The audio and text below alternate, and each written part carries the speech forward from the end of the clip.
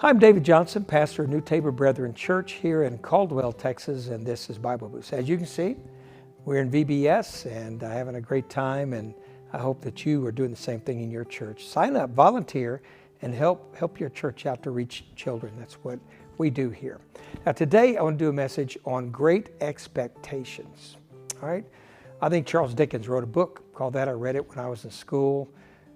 This is different. This is expectations that I want you to have when it comes to your relationship with God and the life in your church.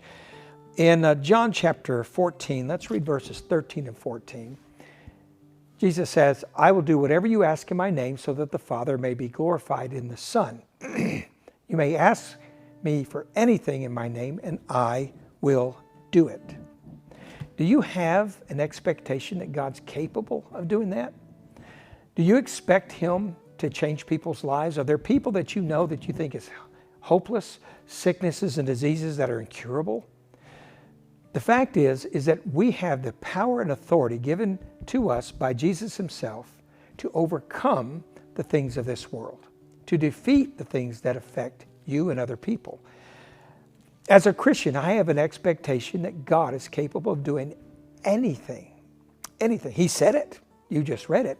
So a lot of people don't have any expectations of that.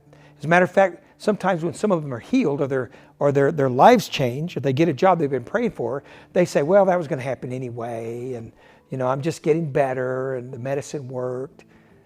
We have a low expectation of God intervening in our life. If we would reverse that, I think we begin to see things happen that would blow your mind. A lot of churches, you go to them and nothing ever happens in them. They're like a museum where you go and you see things that have happened in the past, but nothing's going to happen today. Every museum I go into, I have no expectations. I walk in and I'm going to see what has already happened, but nothing new, nothing fresh. There's going to be no change whatsoever. It's not going to be a life-altering experience. But when you come to the house of God, where God is, things can happen. And I want you to begin to expect God to do things in your church. You say, well, our people, they just don't do that. Then you do that. You go in expecting God to do miraculous things, and you just very well may see it.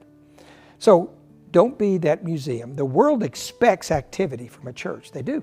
They don't expect to walk into a museum. And when they come into a museum, they find themselves bored. God's house is not a boring place at all.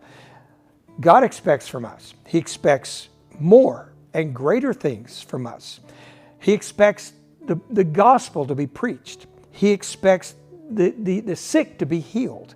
He expects us to cast out demons when people are oppressed and overcome by the power of the devil. He expects us to prophesy. He expects us to bind and loose. These are things that God expects of us. So we have every right to expect things from God. And I want to ask you, do we dare? Do we dare expect God to do something? Do we dare trust and expect Him to hear our prayer and to answer our prayer? Matthew chapter 16, let's go to that scripture. He says, I will give you the keys of the kingdom of heaven. Whatever you bind on earth will be bound in heaven, and whatever you loose on earth will be loosed in heaven. This is what the world needs from the church. The world needs us to dare to expect God to do the miraculous. But in too many churches today, and especially in our culture, there is no expectation.